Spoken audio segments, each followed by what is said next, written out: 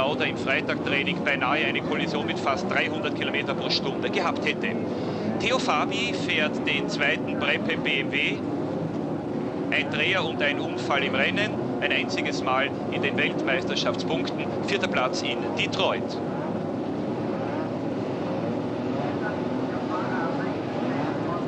Dann haben wir Nigel Mansell auf Lotus, Keke Rosberg mit dem Williams, Ayrton Senna mit dem Tolman, gefolgt von Lafitte, Alboreto, Patrese, Arnoux, Chiva, Butzen, De Cesare, Sura, Berger, Hinault, Gardner, Ginzani, Polmar, Alliot und Rottengatter. Wichtig für Sie, Manfred Winkelhock kann wegen eines Getriebeschadens nicht starten. Hier hat Lafitte Schwierigkeiten gehabt. Und der Schweizer Marc Surer musste in den Ersatzwagen von Eros umsteigen. 25 Autos also nur am Start. Wir schauen uns noch einmal den Österreich-Ring an. Eine mittlerweile ja längst klassisch gewordene Rennstrecke, mittlerweile die schnellste der Welt. Geschwindigkeit bei Start und Ziel 295,4 Kilometer pro Stunde. Tambay, Lauda und Prost waren im Training die schnellsten. Dann kommt diese berühmte Schikane gleich nach Start und Ziel. Nelson Piquets Trainingsbestzeit war 1:26,173. Der Schnitt 248 Kilometer pro Stunde. Man nähert sich also auf dem Österreich-Ring der 250 Kilometer pro Stunde Schallmauer. Die schnellste Runde im Rennen, und das ist der offizielle Rundenrekord, René Arnoux 1980, 1:32,53, Schnitt 231 Kilometer pro Stunde. Man hat einige Kurven auf dem Österreich-Ring umbenannt. Die erste Schikane, das frühere Heller Lichteis, heißt jetzt Niki-Schikane. Dann die Rechtskurve, die im 4. Gang genommen wird, früher Glatz- oder Sebring-Kurve, heißt Dr. Tiroch-Kurve. Dann kommt die Bosch-Kurve, die jetzt in Greiner-Kurve umbenannt wurde, nach dem steirischen Landeshauptmann, der so viel Herz für den Motorsport gehabt hat und so viel für den Formel 1 Grand Prix von Österreich getan hat. Die beiden Texaner. On the warm-up lap, the competitors come out of what is now called, at the behest of Bernie Ecclestone, the Craner curve, which makes me think of Donington rather than the Österreich ring. But I think I will probably, and James, continue to call the Bosch curve. And in pole position for the 14th time in his career, Nelson Piquet, who snatched it yesterday with an absolutely fantastic lap at over 154 miles an hour, 1 minute 26.17 seconds, compared with René Arnoux' 1980 lap record, and that was a time of 132.5, a speed of 143 miles an hour. So yesterday Nelson Piquet was 11 miles an hour faster than the admittedly 4-year-old lap record. Alain Prost in second position, protecting his World Championship position, in a very strong position to do so. The competitors now coming out of the Jochenrindt curve, completing their warm-up lap to start the Austrian Grand Prix, which is crucial to Prost and Piquet and Lauda and Elio De Angelis in terms of the World Championship. The race distance is 51 laps, that's 188.3 miles an hour. Paul Rocher, the BMW engineer, told me yesterday that Nelson Piquet's engine would be developing 770 brake horsepower in today's race trim.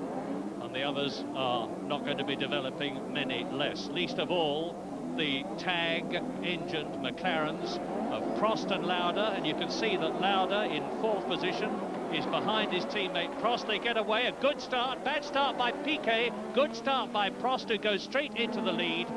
Elio De Angelis is stuck on the grid, and it's Prost leading, Piquet in second position. They go into the Heller Licht chicane. Prost, Piquet, Lauda, then it's Senna, Ayrton Senna in 4th place. Ahead of it looks like Nigel Mansell and Keke Rosberg. It must be Mansell. And Mansell put aside his race tyres in warm-up and said those will do. He went out on another set, and I'm expecting to go a lot quicker as they go round now. It's Prost, Piquet, Lauda.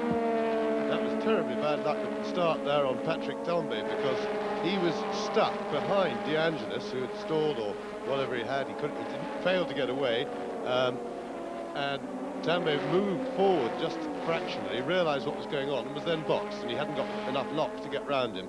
We can't see the start line from here to see exactly what's happened, whether they both got away, but we'll try and pick that up in a moment. And there's a bit of a mystery here because Derek Ongaro, the starter, is still on the starters rostrum, and I wouldn't be at all surprised to see a pretty exciting development, and possibly with Bernie Ecclestone giving Derek Ongaro the time of day at the top of his voice to see this race stopped. But we'll soon know as the leaders add off. Who's there? That looks like Rotengatter. That looks like Hugh Rotengatter gone off at the Texaco beds. It is Rotengatter off. That's where Elliot, and indeed the race is being stopped.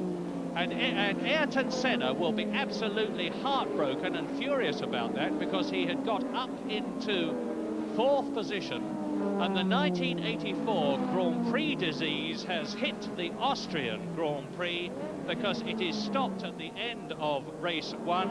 I don't know the official reason. It's certainly nothing to do with who Rotengatter going off. Yes, that's a bit of a mystery. I think I really don't know why they're stopping that race. I mean, obviously it was very bad luck on Patrick Tambay, but that isn't normally a reason to stop a Grand Prix. It was certainly a messy start.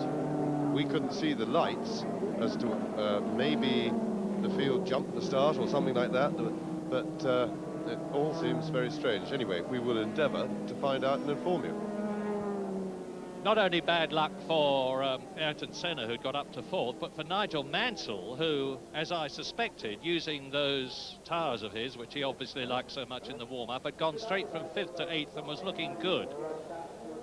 Now, what is the situation? It's a quite simple one this time, because if less than 2 laps of the race have been completed when it is stopped, it is just regarded as never happened, never having happened. So that means to say that the grid will reform, and they're getting quite used to this now. They've had a lot of practice one way and another. There is Alain Prost, who had an absolutely magnificent start. The grid will reform, and they will set off again, hopefully, for the complete 51. Auch Rosberg so weit nach vorne.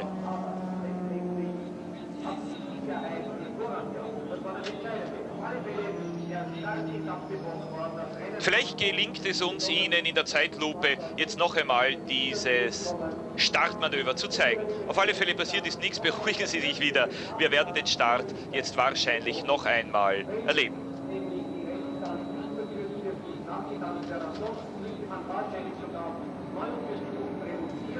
Offiziell höre ich soeben von der Rennleitung, dass ein Fahrer entweder De Angelis oder Tambay die Hand gehoben hat, den Arm hochgestreckt hat und bedeutet hat, Motor abgestorben, Start also wiederholt. Wir haben ja heuer schon so viele oder überhaupt in den letzten Jahren so viele Startkollisionen erlebt. Hier haben Sie in Österreich ja Jo Gartner, dass man also froh sein kann, wenn einmal bei einem Abbruch eines Formel 1 Grand Prix nichts passiert ist, und wir haben jetzt gleich wieder einen zweiten Start. Jetzt werden die Diskussionen beginnen, darf Benzin nachgefüllt werden und wie schaut es mit der neuen Renndistanz aus? Denn gefahren wurde ja eine Aufwärmrunde und dann 2 Runden im Rennen. Allerdings, wenn ein Abbruch innerhalb der beiden ersten Runden erfolgt, und das war ja auch heute der Fall, dann gilt der erste Start nicht, dann fängt sozusagen alles wieder bei Null an.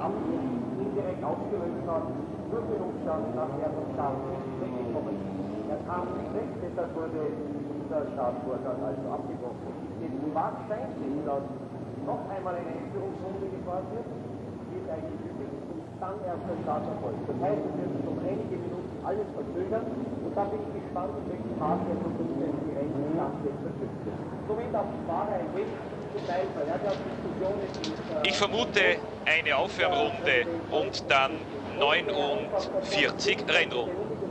Nach dem grünen Licht ist ja weggefahren, und die haben richtig aufs Haus gebracht, der hat noch hinaus, wenn wir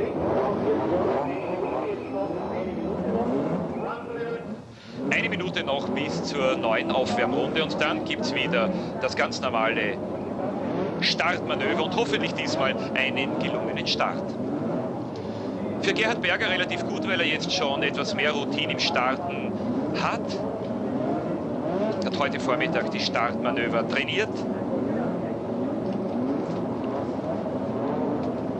hat er 3 Mechaniker selber angeheuert, unter ihnen Franz Bucher, der vor über 10 Jahren Helmut Marko in seinem Formel-1-Jahr bei BAM bereits betreut hat.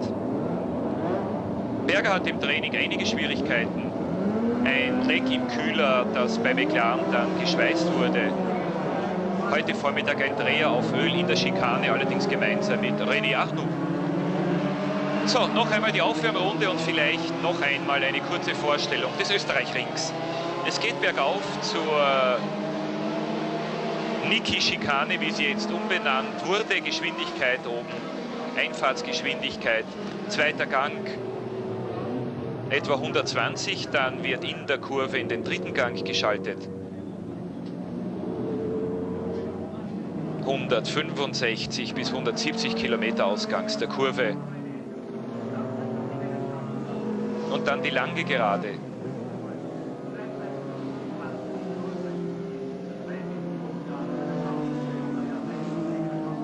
Ginzani und Gardner haben Sie hier gesehen.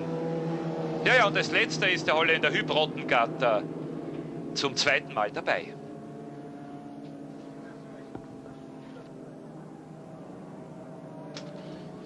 Dieser Knick wird absolut voll gefahren. Mit 280 bis 285 Kilometer pro Stunde Anfahrt zur Tiroch-Kurve. Früher hieß sie, wie gesagt, Glatzkurve oder Sebring-Kurve. Die Kurve führt bergauf. Es ist also sehr, sehr wichtig, hier die richtige Linie zu erwischen und ja nicht im Bergaufteil Drehzahl zu verlieren, weil dann die lange Gerade kommt, die Schönberg-Gerade hinüber zur Bosch-Kurve.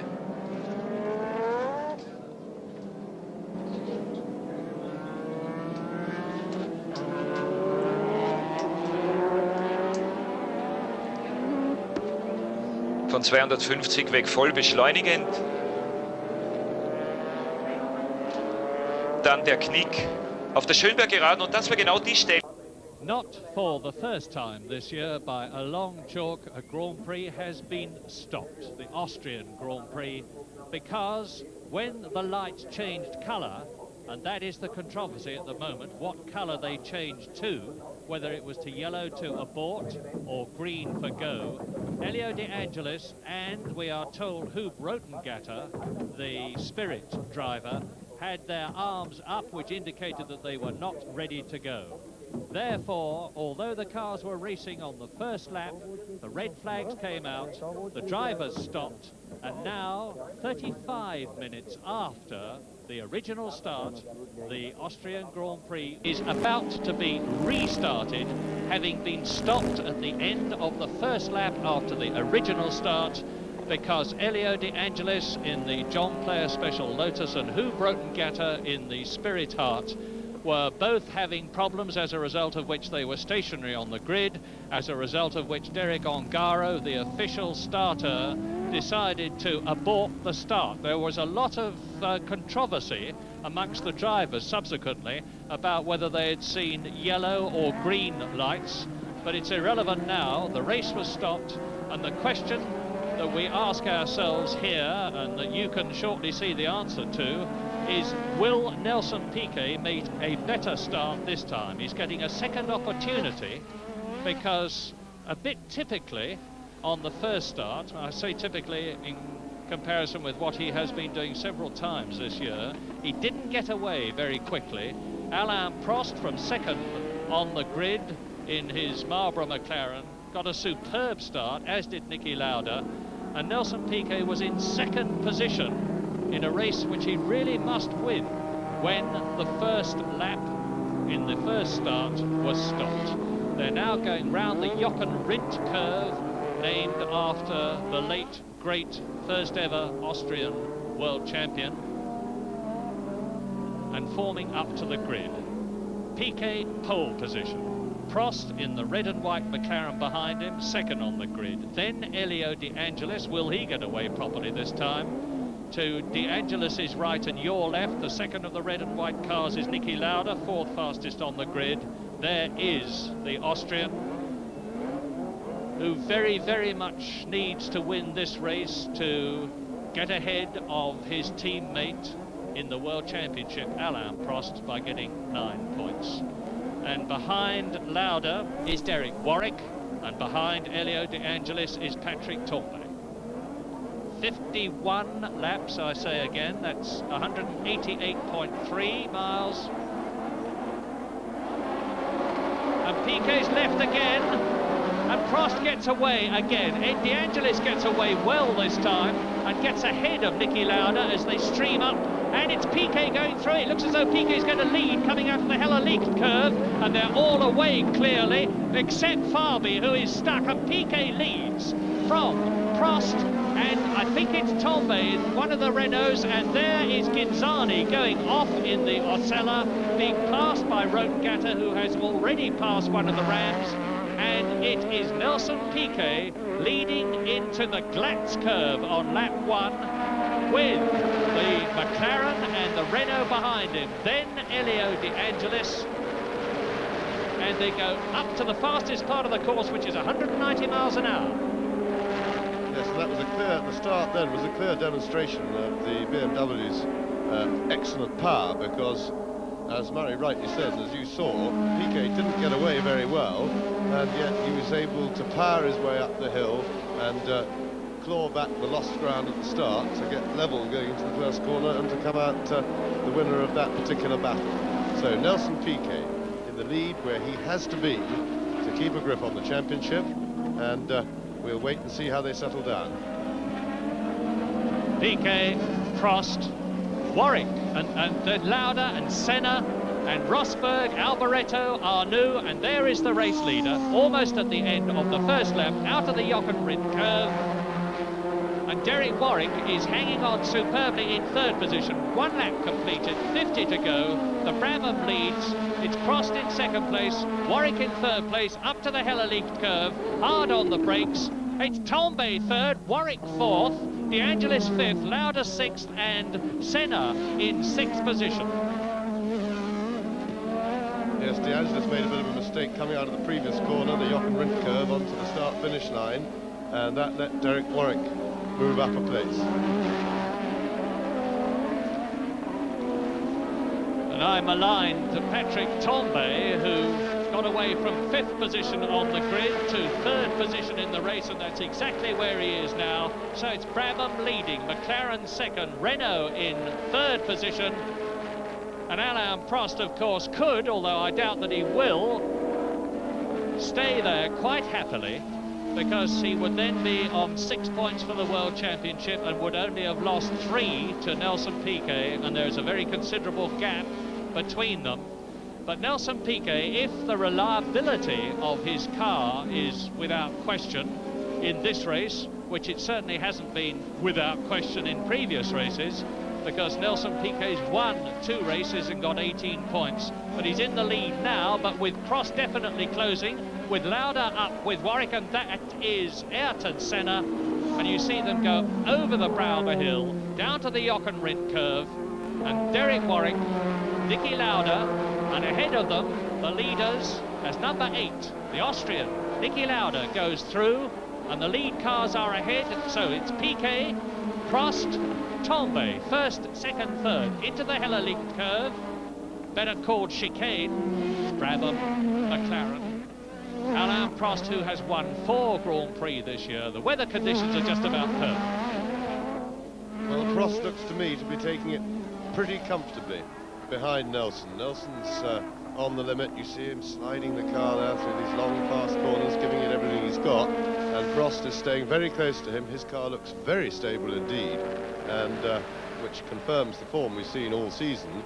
And his only difficulty will be that he's probably not quite as fleet as the Brabham and the Straights, and so he will find Piquet a little bit difficult to pass. But I think from just looking at it, he looks to be very comfortable. There is Niki Lauda, who of course enjoys the same excellent road holding that Prost gets from his McLaren, and I expect, of course, to see Niki Lauda picking people off and starting to move up, because he naturally is very anxious to get in front of Prost. And if McLarens incidentally are in a 1-2 situation, or if they are perfectly entitled to race, their team orders are that they shall race until 10 laps to go. With 10 laps to go, their race must cease. These are their team orders. They're very sensible ones, because what the team don't want, and then of course the cars, they can slow down and conserve fuel, because what McLaren don't want is to perpetrate a tragedy where their drivers are out in front racing each other and they both run out of fuel. So those are the orders. And you probably noticed that Niki Lauda has now got ahead of Warwick and is in 4th position and closing up, and there he is doing so on Patrick Tambay. So Niki Lauda, who started from 4th on the grid with his teammate 2nd, is already performing in that cool, surgical way of his, moving up through the grid. I wouldn't be at all surprised to see him take Patrick Tambay in 3rd position fairly soon, because he's definitely reeling in the Renault, and it's a 2-car race in front, a 2-car race for 3rd position, and there it is, Tambay and Lauda. Warwick is in 5th position, and Nelson Piquet still leads a very confident and smooth-looking Alain Prost, who have completed 3 laps in this 51-lap race. Niki Lauda out of the newly named Craner curve, the Bosch curve. There is the reigning world champion, Piquet. Now look for Alain Prost. It's very easy to go off on that corner, incidentally. There are the most terrific loadings on the tyres. This is probably the most demanding Grand Prix circuit of all for tyres. There's Prost. So there's a big gap. There's nearly 4 seconds now between Alain Prost, who is in 2nd position, completing his 4th lap, and Patrick Tambay, who is in 3rd position. You just see him coming towards us now, followed by Niki Lauda, getting closer to the Renault all the time. Then in 5th position is Warwick, 6th is De Angelis, and 7th is Ayrton Senna. So Senna, who had got up to 4th position in the first lap of the first started race, is now in 7th position and going extremely well in the Hart-powered Toleman.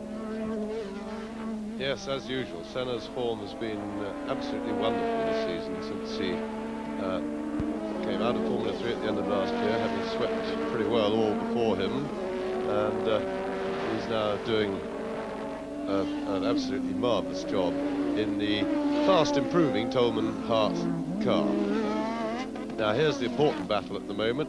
Lauda is up behind Tambay, and I have no doubt he'll be past him in due course. It remains to be seen how long it'll take him to complete that manoeuvre. It's not an easy circuit on which to pass this when you've got 2 fairly evenly matched cars, because with the corners all being so fast, what happens is that the cars depend for grip very much on their aerodynamics on their wings that push them down onto the road.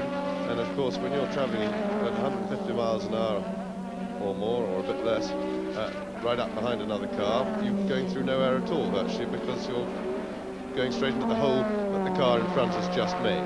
And so you have less grip relatively than him, because you've got less air over your wings, and that means it's very difficult to get right up close behind somebody.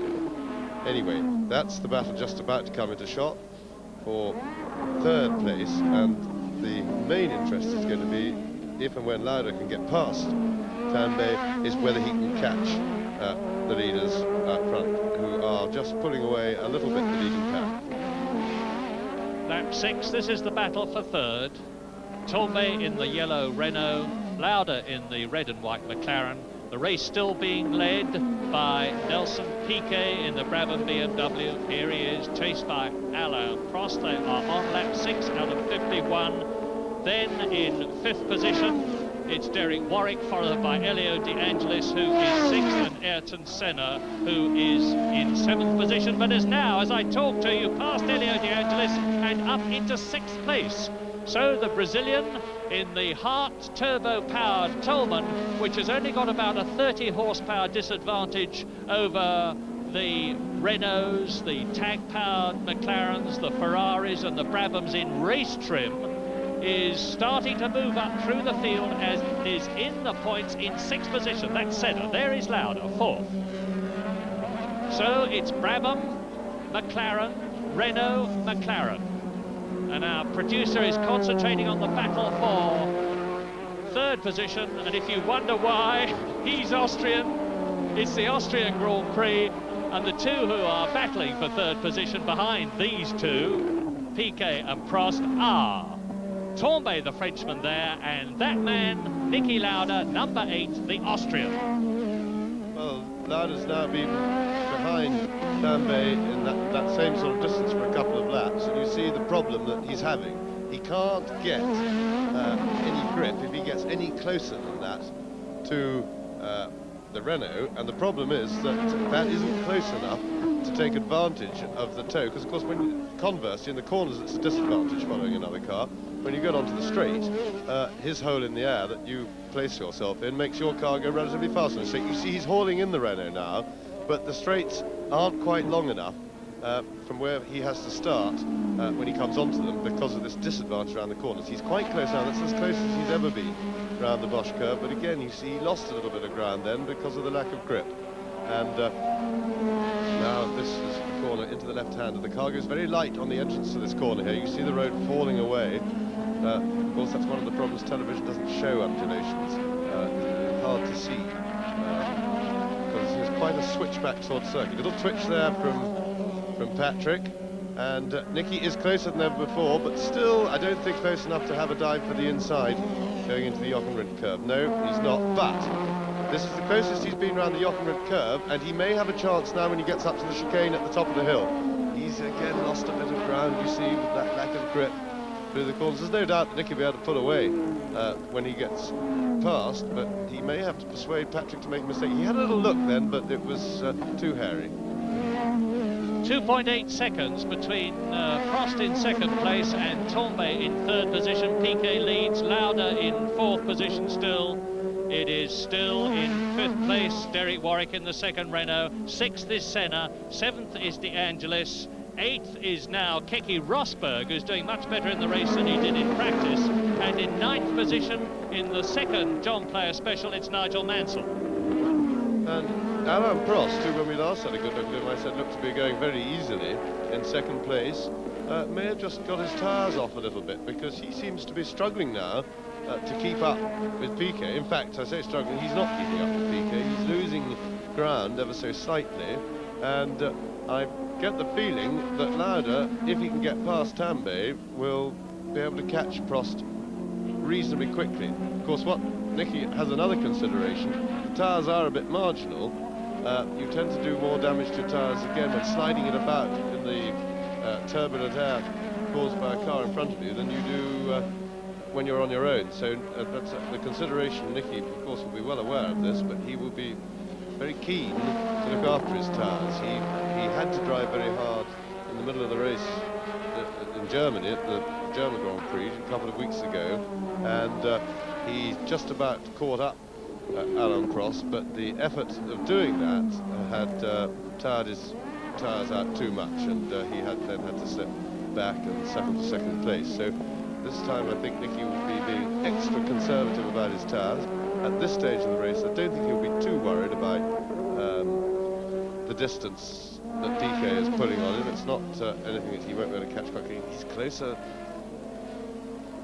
He's making a bit of a challenge. I think this is the lap. The problem is you have to decide when you're going to make your challenge and stick to it and really have a go because of this tyre problem. But Lauda is certainly closer than he's ever been to Tambay, and may be able to get in the slipstream and have a look at outbreaking him into the Bosch curve. He's not, no, it's only a dab on the brakes, and no, he didn't have a go. I think a younger man might have had a go, and Michele Alboreto appears to be missing. We don't know what's become of him, and Nicky is going through. Yes, Tambay's got the inside line, but I don't think he'll be able to use it. No. So Lauda finally gets the little mistake that he was looking for to help him get past Patrick Tambay, and he'll be well relieved. He'll be starting a big sigh of relief, and now setting his sights on catching Prost with a minimum of work for his tyres. Well, the gap was 2.8 seconds between Prost in second place and Tambay, who was then third, with Lauda right behind him. It'll probably be a bit more than that now, because Lauda may have lost a little time getting past Patrick Tambay, but you can see the way that the Austrian is now pulling away from the Frenchman, Patrick Tambay. You can see, too, that Prost is out of sight, literally, as they go into the Hella Leak chicane. They are on their 10th lap in this 51-lap race, so just about 1/5 race distance, and it's Piquet leading, Prost second in the McLaren, now third Lauda in the McLaren. Fourth is Patrick Tombay. In fifth position now is Elio De Angelis. In sixth position is Derek Warwick, because De Angelis has got ahead of Warwick, and now you see again Niki Lauda taking Patrick Tombay in the Renner as they come out of the Bosch curve and down to the Texaco chicane.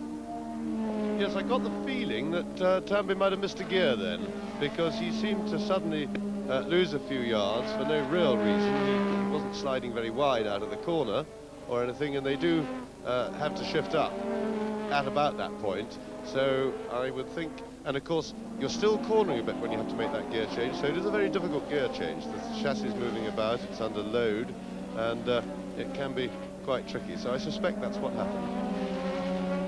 Lap 10, 1/5 distance, race order. Piquet leads, Prost second, Lauda, there he is now, third position. Fourth is Tombay, fifth De Angelis, sixth is Warwick, seventh is Senna, eighth is Rosberg, ninth is Mansell, 10th position is Michele Alboreto. And we just got a glimpse of Prost has closed up that gap a little bit. He's a bit closer to Nelson Piquet than he was. He'll probably be a little bit more anxious now because he's got Niki Lauda behind him.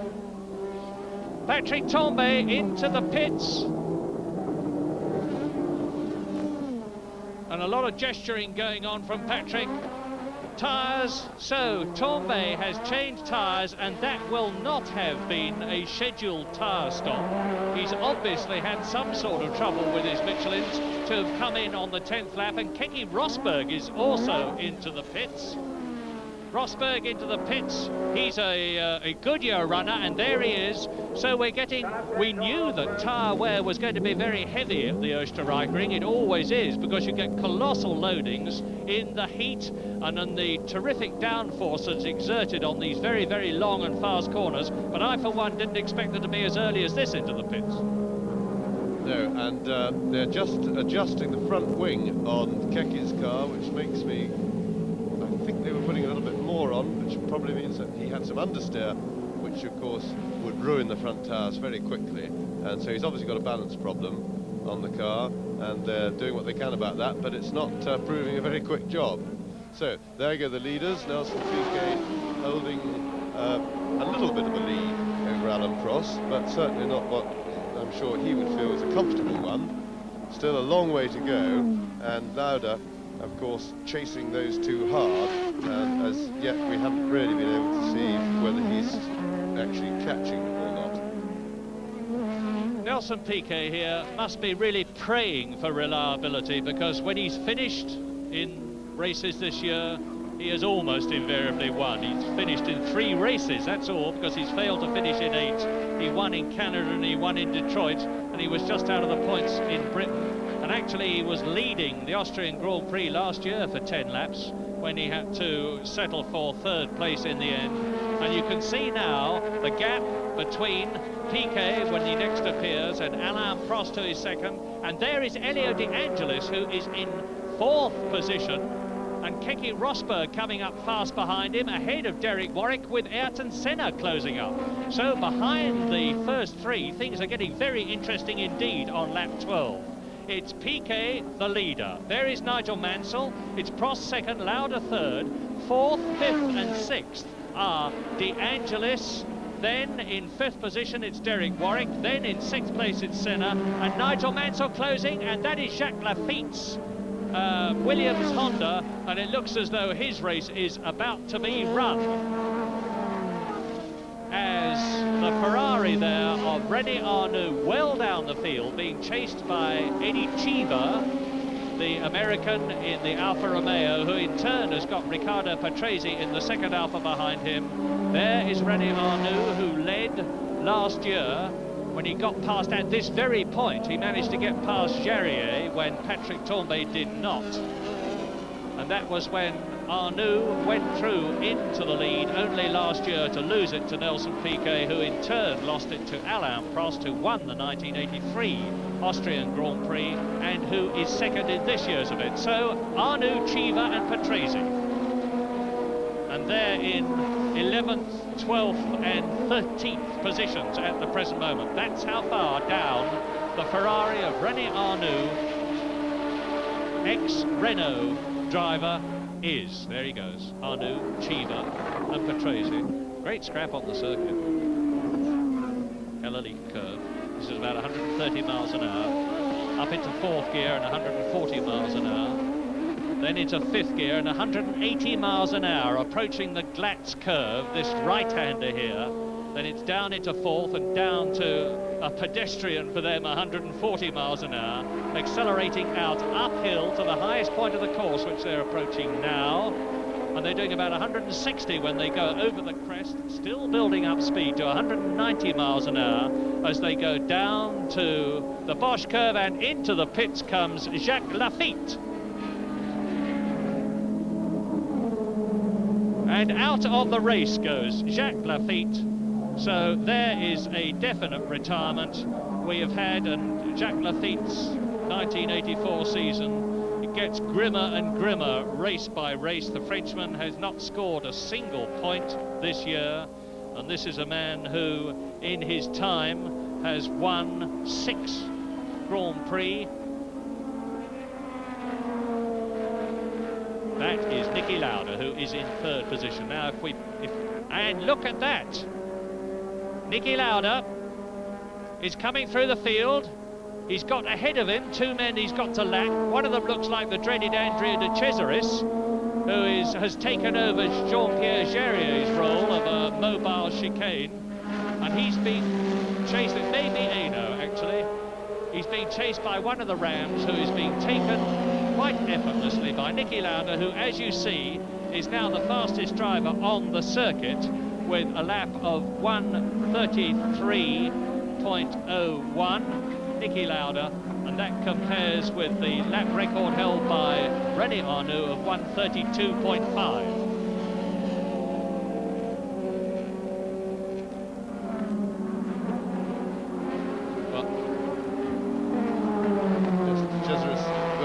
Which was very courteous of him. That's better, because it's something he hasn't been doing this year, and that allows Niki to go on his progress, and he is catching Alain Prost. Now you saw Alain Prost just disappearing into the chicane, and that's a little bit closer, particularly bearing in mind that Niki had those 2 back markers to negotiate, which would have lost him a little bit of ground, but he is marginally closer. He's not exactly hauling them in hand over fist. There has never been a French world champion. Alain Prost, who came so close to it last year, means to be that man, the first ever French world champion. But not if his teammate, Niki Lauda, can do anything about catching and passing the Frenchman, because as James has said, there are no team orders in the McLaren team. We're looking at Nelson Piquet, who's closing up on Philippe Alliot or Jonathan Palmer. I can tell you that it's one of the Hart-powered Ram cars, and it's Jonathan Palmer. So he has been lapped already on lap 15 by the race leader Nelson Piquet, who, barring reliability problems, seems to be, or tyre problems, seems to be set for a victory at the present moment, because he's got a very commanding cushion now between himself and Alain Prost.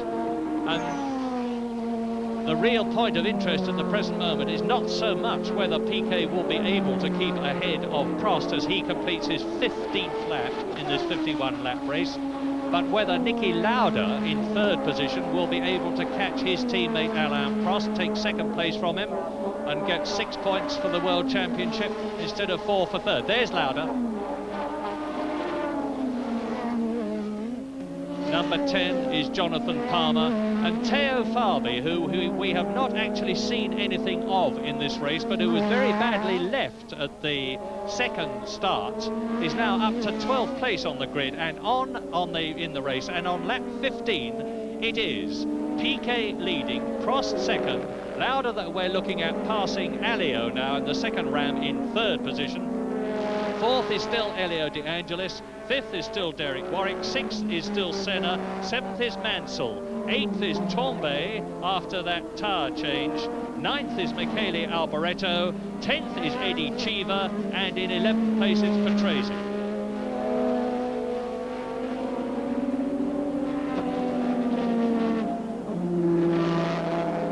This gives us a good chance to watch a real master at work. After 15 laps, the third place man, number 8, Niki Lauda, twice a world champion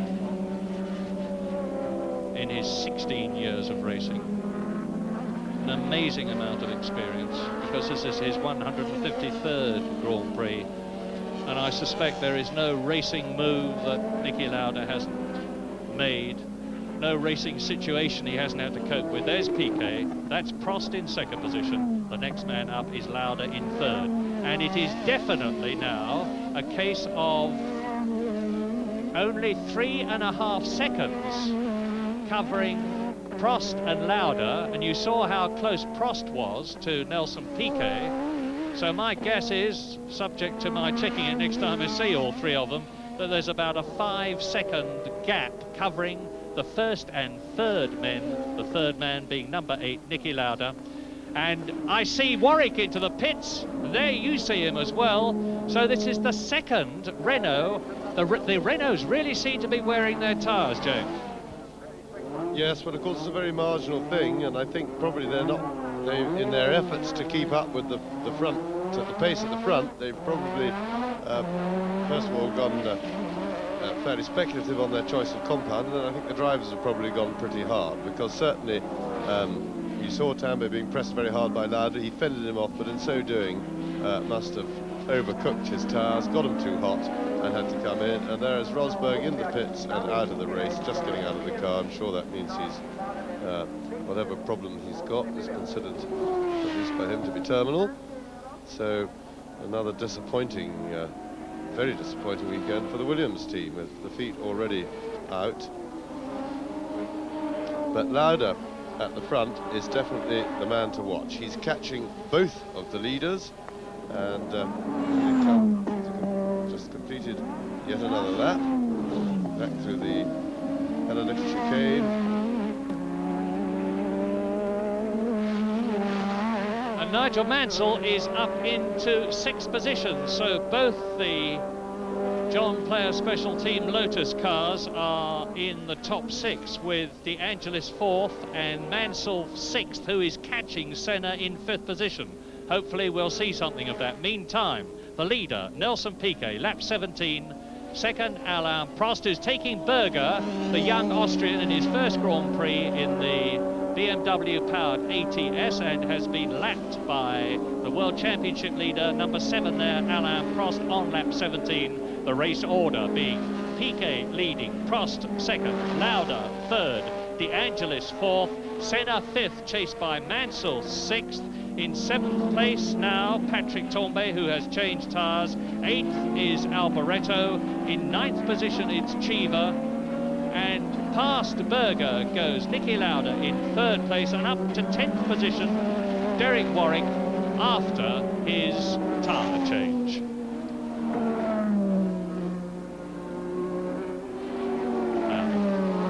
Lap 18, 51 lap race. Again, it is the same story that has become so familiar to us in Grand Prix racing this year. It's 1.4 seconds between Piquet and Prost. It's about 2.5 seconds between Prost and Lauda. So Niki Lauda is very, very slowly, inching his way towards Alain Prost, who is his target for 2nd place. There's the Austrian. This is the Glatz curve. It's a lot steeper on the ground than it looks on the television screen.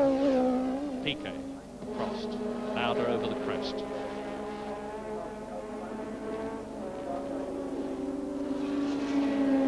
Down to the 140-mile-an-hour Bosch curve, and out goes the Renault of Derek Warwick, who has retired from the Austrian Grand Prix.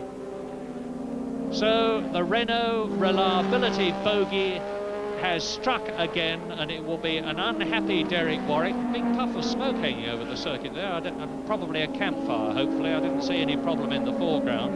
And there's an enormous crowd here on this dull, overcast day, which has kept the heat down a bit. And now Piquet is closing on Marc Surer, the Swiss driver of the Arrows BMW. Piquet being on his 19th lap. Chiva has been into the pits now. Watch Piquet lap Sura.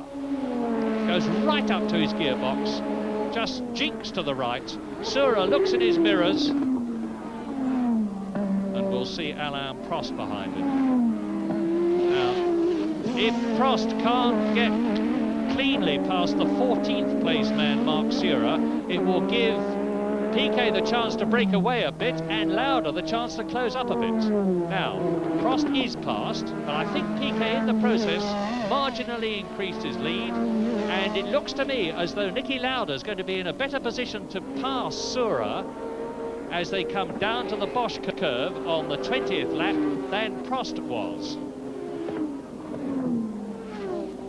It is not inconceivable, of course, far from it, because Prost is not dropping back, that in fact the Frenchman is just watching form, knowing that Nelson Piquet has failed to finish in 8 Grand Prix this year. I like very much before, because first is a very quick circuit. Second, well, it's a lot of up and downs, a lot of corner that you don't see the end of the corner. It's very exciting to drive here. It's very quick. I think for me it's one of the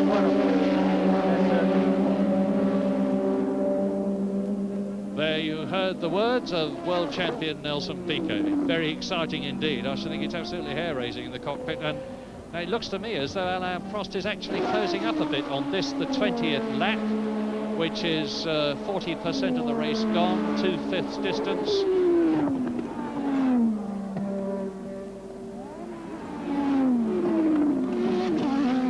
And also another question, of course, inevitably is Prost going to fight for a win, knowing that in the process he might go off, that in the process he might strain the machinery, when the gap between himself with 43.5 points and Piquet with 18 points at the moment is, well, you work it out. I can't, my mental arithmetic isn't that good while I'm talking to you.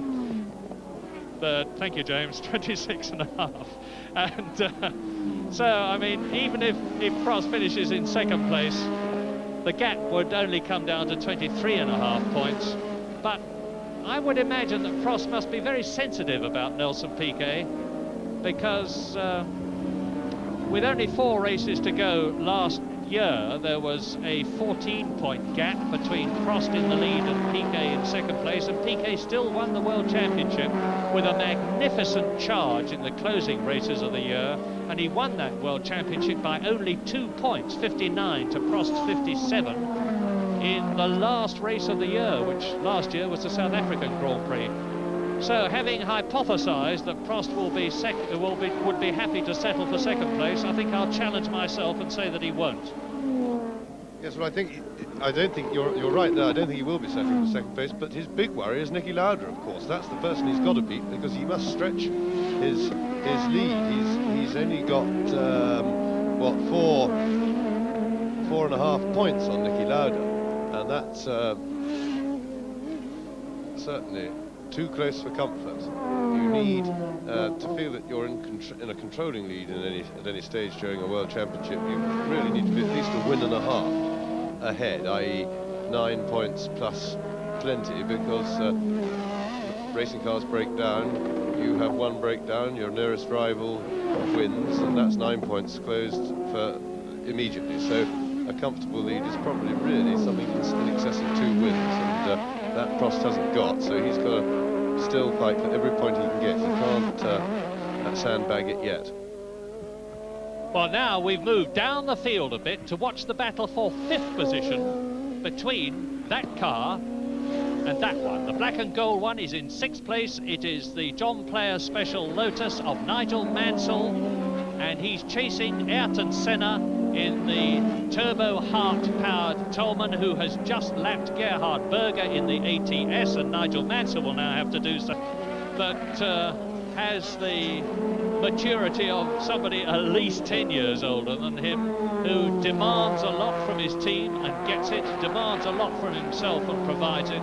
Last year's British Formula 3 champion moved quite effortlessly, into Formula One Grand Prix racing. And this is the battle now on lap 23. Piquet leading. Next, Prost second. Bosch curve. 140 miles an hour. Texaco bend. Yes, I think Prost is responding to the danger behind, because Nicky is definitely chipping away at that lead, and if Nicky gets up behind him, then I think he will want to pass past Piquet quite badly.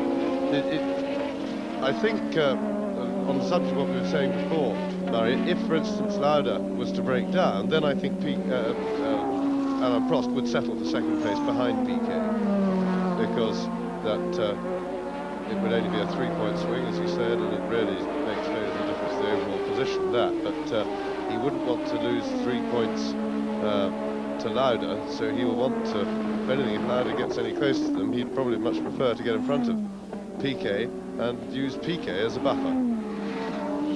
Yes, the diminutive Alain Prost, who looks as though he wouldn't have the strength to ride a fairy cycle, never mind peddler McLaren as quickly as he's going, is definitely charging, forcing Nelson Piquet onwards, who's now up to one of the arrows. It's Boutsen, Thierry Boutsen, the Belgian, and in front of Boutsen is Arnoux in the Ferrari, and now Piquet's going to take Boutsen as they go down to the Bosch curve and close up on René Arnoux, who's going to have the ignominy of being lapped in a Ferrari by Nelson Piquet's Brabham BMW, which won't be enjoyed one little bit by the enormous Italian element of the Österreich today, watching and hoping as ever for a Ferrari victory, of which there's only been one this year, Alboreto in Belgium. So on lap 24, the Austrian Grand Prix, a 51-lap race, is being led, not commandingly, but fairly comfortably, by Nelson Piquet, followed by the two McLarens of Alain Prost, the World Championship leader, Niki Lauda in third place. Then in fourth position, Elio De Angelis in the John Player Special Lotus. In fifth position, Senna in the Tolman. Sixth is Nigel Mansell. In seventh place is Derek. Mauro Forghieri, der Chefingenieur, Chefkonstrukteur, sollte entmachtet werden. Plötzlich vorige Woche wieder die große Vertrauenserklärung des Kommentatore für Enzo Ferrari, für Mauro Forghieri. Alboreto liegt heute an 8. Stelle und Arnoux an 11. Erinnern Sie sich, welch unvergessliche Rennen Ferrari-Fahrer auf dem Österreich-Ring hier schon geliefert haben? 1970 etwa, als wir zum ersten und letzten Mal Jochen Rindt auf dem Österreich-Ring gesehen haben. X und Regazzoni, die damals ein Mannschaftsrennen Erster und Zweiter nach Hause gefahren haben. Heute trennt Piquet die McLaren-Fahrer Prost und Lauda von einem McLaren-Doppelsieg. Ich würde sagen, überhaupt bis jetzt ein erwartetes Zwischenergebnis. Piquet war der schnellste Mann im Training. Niki Lauda 1:32,882. Damit kommt er dem Rundenrekord schon näher. Ihm fehlen es nur noch 3 Zehntel auf die Bestzeit von René Arnoux, aufgestellt 1980, damals natürlich noch mit den Schürzenautos, die ja um so viel schneller waren in den Kurven.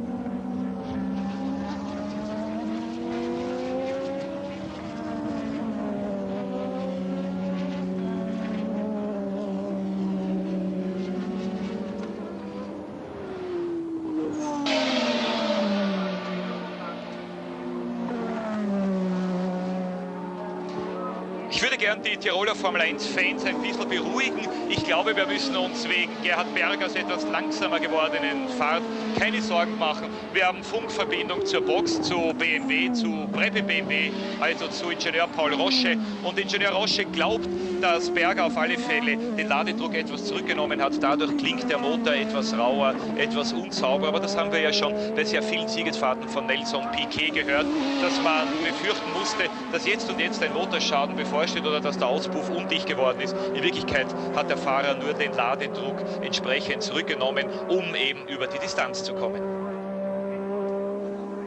Naja, und immerhin liegt Berger an 15. Stelle. Wir sind in der 25. Runde. Piquet 1,2 vor Prost, 4,4 vor Lauda. Lauda also 3,1 hinter Prost. Schade, dass Niki Lauda am Start ein bisschen aufgehalten war und sich erst wieder mühsam nach vorne kämpfen musste. Erinnern Sie sich, hat De Angelis überholen müssen, Warwick und Tambay, und zu dieser Zeit waren natürlich Piquet und Prost schon 6, 7 Sekunden vorne. Es wäre ja wunderschön, könnte Österreich heuer nach dem Motocross-Fahrer Heinz Kienigardner einen zweiten Weltmeister im Motorsport bekommen.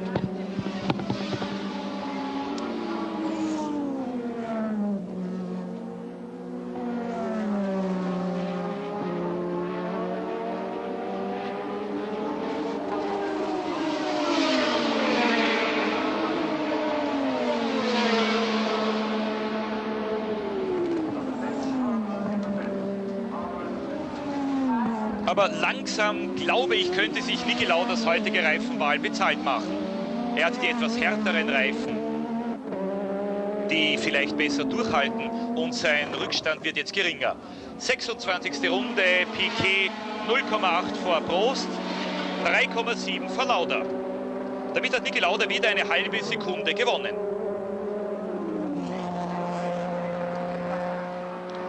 Das heißt, Differenz Piquet-Prost gleich geblieben. Rückstand von Lauda geringer geworden. 3,7 auf Piquet, 2,9 auf Prost.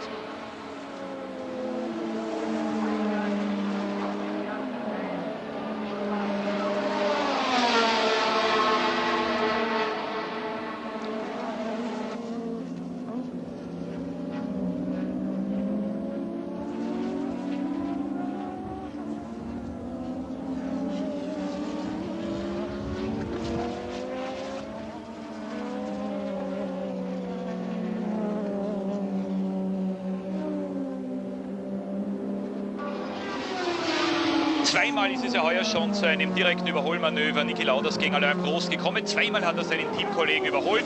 Das war in Dijon, das war in Montreal. Im Bild die McLaren-Box. Die Spannung können Sie an den Gesichtern ablesen. Platz 3 für Niki Lauda, noch 24 Runden, minus 2,8 auf Prost und plus 21,4 auf den Viertplatzierten. Das ist Elio De Angelis mit dem Lotus Renault, also im Augenblick keinerlei Gefahr für die McLaren.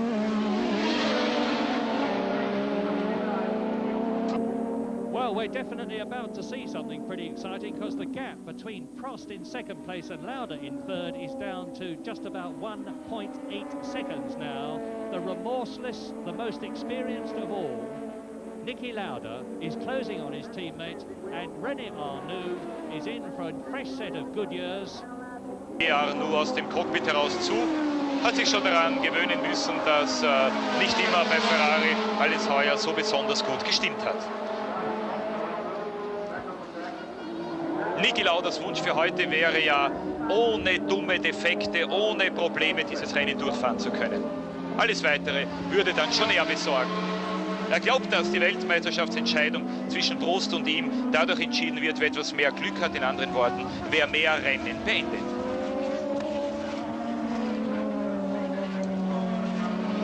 Nach Zeltweg nur noch 4 Rennen. Allerdings in 4 Rennen, 4 mal 9, kann man 36 Punkte machen. Es ist also noch lange nichts entschieden, auch wenn Niki Lauda klar war, dass Zeltweg heute ein Schlüsselrennen für die Weltmeisterschaft ist, wie immer dieses Rennen ausgeht. And I think we are now going to see Niki Lauda coming right up. It is Patrese, and on lap 28, I think Niki Lauda there in third position is definitely closing the gap very fast between himself and the second place man Prost and the leader Piquet. Yes, he's visibly goes, whoops, and that's a bit like, that looks like one of the GPS Lotus's back view, I think, but of course I can't see from the back who it is, but whoever it is, yes, it is indeed, and that is De Angelis, and he's hurrying round because he's got a little fire going with the oil there in the back of his engine. That looks like a blown turbo, but it's certainly very terminal for De Angelis. No, Lauda was visibly closer then, and really coming into position to start challenging for those first and second places. Yes, and a pretty angry Elio De Angelis, because this is the second Grand Prix in succession that his turbo has gone. You will recall that it went in the German Grand Prix when he was in the lead, and he ripped his emergency air supply pipe off his helmet in some considerable dudgeon, high dudgeon, and is out of the race, and the wheel is turning, and De Angelis' fortunes are being reversed, because he had a superb record of reliability in the opening Grand Prix of the year. Now he's retired in both Germany and Austria, and that could well affect his placing in the championship. Piquet looked pretty slithery through there, and that is one of the McLarens, and that's Alain Prost. Now, what has happened to Prost? But there is oil on. There is definitely oil on the track, because Piquet was sliding about there, and that would be from De Angelis, who didn't pull off the circuit, but decided, we've seen De Angelis do that before. He doesn't like walking, I don't think. But so he drove around dropping oil on the track, and Alain Prost has blown it again. And a very anxious-looking Ron Dennis waiting with Prost's board, and this is the moment that transforms the World Championship, because Alain Prost is going to finish with no points. I was talking earlier on about the possibility of Prost settling for second place, and in order to get 6 points, well now, for whatever reason, it's been blown, and Alain Prost will have no points. If Niki Lauda can keep going, and he's now in second position, there he is, he will have at least 6 points and will finish ahead of Alain Prost in the World Championship to lead it by 1.5 points, if that happens. But we're on lap 30 in this 51-lap race with Piquet leading. Yes, and Lauda hasn't done what he did in Dallas, and that was last so much when you saw Prost go off, that he forgot to look where he was going and fell off himself. He's kept it going. Well, a little bit of sympathy for Prost, because there was oil on the track, but we've seen Prost crack under pressure too many times now for it. There you can see the oil. You could see the oil on the track. It looks wet there, and that was very naughty by De Angelis. But the point is this: that oil is visible on the track to a driver, and the others saw it, and Prost didn't. And Prost maybe was too wound up. The pressure seems to get to him. He cracked under the pressure and took himself and Piquet off at Zandvoort last year, which was the turning of the tide of the World Championship for him. It lost him. Undoubtedly, that mistake cost him the World Championship last year. He had the championship really locked up this year when a win in Dallas, when he was leading near the end of the race, when he fell off again. A very hard race, very difficult one, but he was unable to cope with the pressure.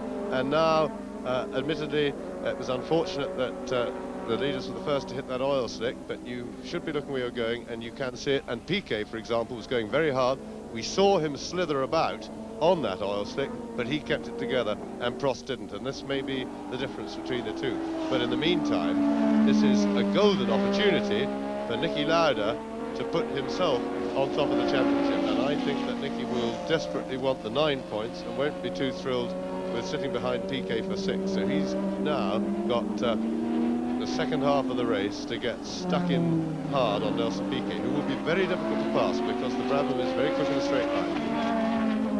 But just look at the way that Nelson Piquet is being reeled in by Niki Lauda. I think he is going to pass him, and very soon too. This is lap 31 in this 51-lap race, and if Lauda gets past Nelson Piquet, which seems highly likely, the enormous Austrian crowd will positively erupt, because Niki Lauda, for all his success, has never won his home Grand Prix, and he's right with Nelson Piquet. I can hear the crowd roaring in the background as Lauda on lap 32 comes right up almost to the gearbox of Nelson Piquet's Brabham BMW, and is within striking distance of challenging the Brazilian world champion for the lead. Brabham BMW leads, as Nelson Piquet has done ever since the beginning of the race. Alain Prost is out of it and jeopardised to some extent, if not to a great extent, his World Championship chances, and they go into the approach to the Texaco bends via the Bosch curve. It's Piquet leading, Lauda second. Yes, Lauda is obviously going all out to get past now, and this is where he may be having a look, braking for the left-handers, but I don't think he's quite close enough. No, he's not. You can't pass somebody like Piquet that far behind. You've got to get alongside. You'll be looking to get through this next left-hander quickly to get close enough, but he's not going to be close enough as they go into the off-grid curve, and he won't want to be trying overtaking there because of all that oil. He'll be, what he will want to do is get a good run round it and try and get up alongside Nelson going into the chicane, which is in fact called Select Corner no, he's dropped back a bit, and I think Nelson's got the message now. I think Nicky had his best chance, certainly his, of the early chances, right away when he got right up behind Nelson, and should have taken him a little bit by surprise. But I think Nelson's now looking to cover all his rear ends, and is going to make himself obviously as difficult as possible to pass. And while this terrific scrap for the lead goes on between Nelson Piquet in the Brabham and Niki Lauda in the McLaren on lap 33, let me tell you that in third position is Ayrton Senna in the Hart-powered Tolman, 44 seconds behind Niki Lauda in second place. In third position is Patrick Tambay, fourth position is Patrick Tambay in the Renault. In fifth position is Nigel Mansell, whose engine is sounding a bit rough to us. In sixth position, it's Michele Alboreto in the Ferrari, and in seventh place, it's Teo Fabi in the second of the two Brabham BMWs, only just out of the points, and everybody else has been lapped. So Piquet has lapped everybody up to Fabi, who is in seventh place. This is the battle for the lead. On lap 33, Piquet and Lauda.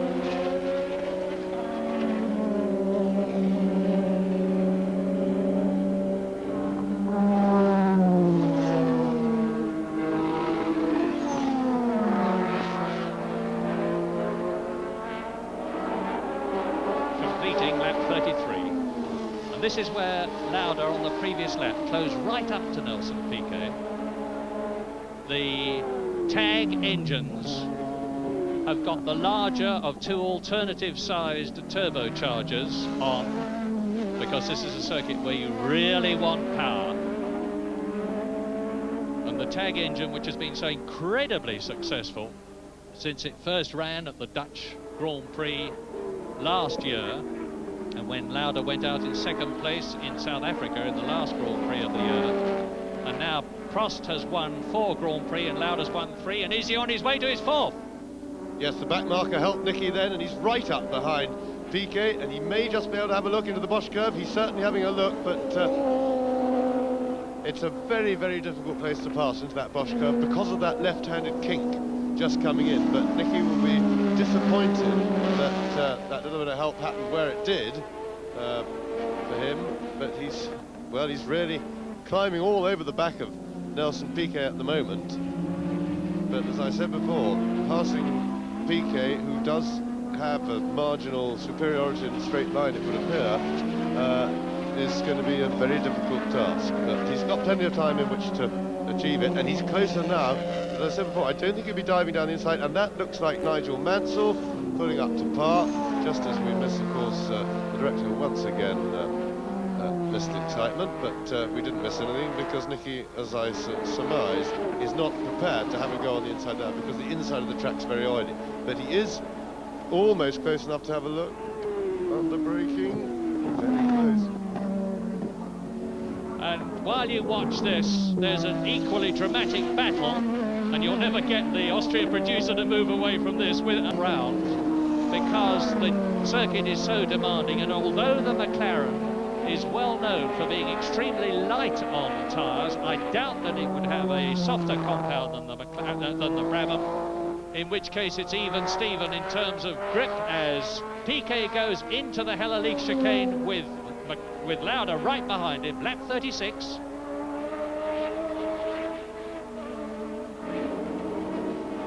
Well, the Austrian crowd really on its toes.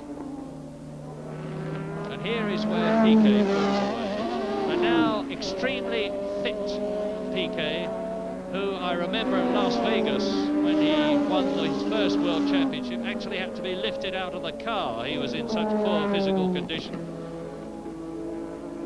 He's in very good shape now, and there is Teo Fabi, number 2 in the second blue and white car, who's in 6th position, has been lapped, and soon Michele Alboreto will be caught by Nelson Piquet, the leader, and Niki Lauda in second place. He's in 5th position, and that's the first time that Alboreto has been in the points for a very long time, and he will be praying for reliability.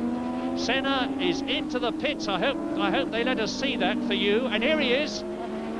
Senna into the pits now. Is it just a straightforward tyre change? He's on Michelin. brakes on, it says, and that is to enable the rear wheels to be stopped turning so that the mechanic can make sure to get them off the uprights and hubs and get the new wheel and tyre on cleanly. So, Senna into the pits. Completing lap 36, the first two. Don't forget that Alain Prost went out of the Austrian Grand Prix, the World Championship leader, on lap 29. At that time, only 4.5 points separated him from... And Senna's retiring. Senna's out. Only 4.5 points separated Niki Lauda and Alain Prost. And now, with Prost getting no points, even if Lauda finishes in second place, he will take the lead in the World Championship. And with that situation, he really is going to take a lot of catching, because the psychological blow to Alain Prost will be very considerable indeed.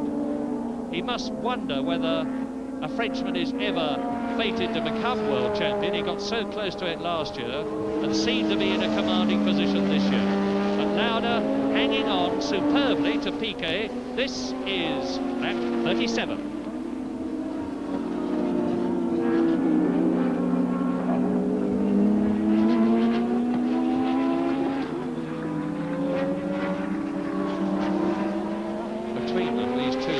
Believe it or not, in 243 Grand Prix, because it's Piquet's 90th, and that is Michele Alboreto that you saw just going through. And as I said, he's going to be caught very shortly by these two, the leaders, Piquet and Lauda, completing lap 37, coming up to the Ferrari.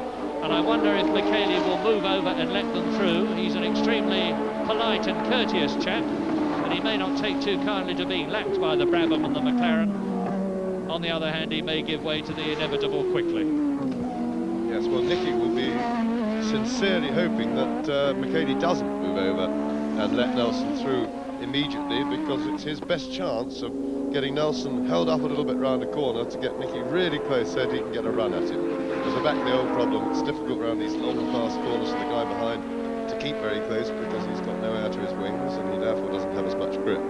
So whilst you get sucked along on the straight, you get pushed back, as it were, around the corners. And so Niki needs, we've seen him examine all his possibilities, and it looks horribly that it will take either a mistake from Piquet, and we don't get many of those, or a shut your eyes and hope and pray effort from Niki, and we don't get many of those. So the best chance Niki's got of getting past is a delay from a back mark or a bit of confusion, which always works worst for the chap in front. If Nelson Piquet wins this Grand Prix, he will be on 27 points, and with Elio De Angelis out of the race, with René Arnoux not in the first 6, and with Derek Warwick out of the race, that would automatically lift Nelson Piquet up to 3rd place in the championship, which is as it should be, because the top 3 drivers of 1984 are without doubt Piquet, Lauda, there they are, and Prost, who is out of the race.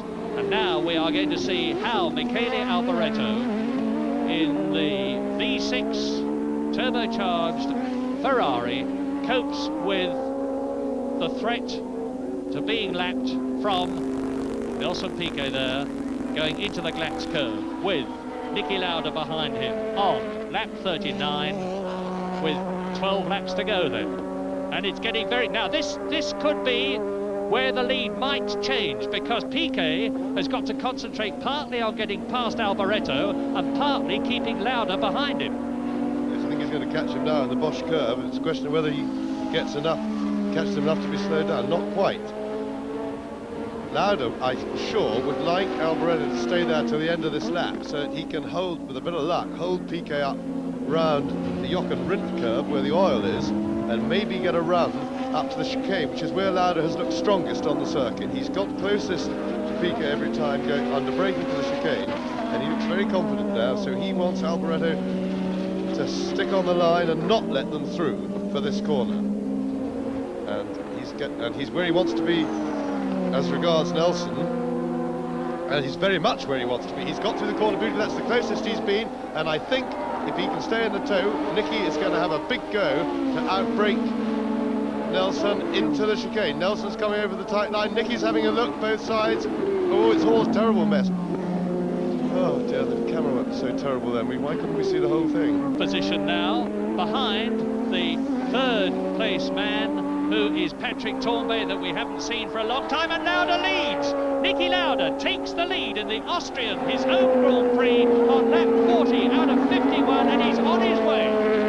Well, unfortunately, the importance of all that was missed by shoddy camera work and bad direction, because if we'd had a wide shot of the chicane, we could have seen Piquet, it looked, was trying to get up the inside of Alboreto, and that must have slowed him right down, because Nicky got the run on him coming out of the chicane and actually passed him on the straight. But that's looked very much the end for Nelson Piquet as far as winning this race is concerned, although of course Nicky still has to get past Alboreto.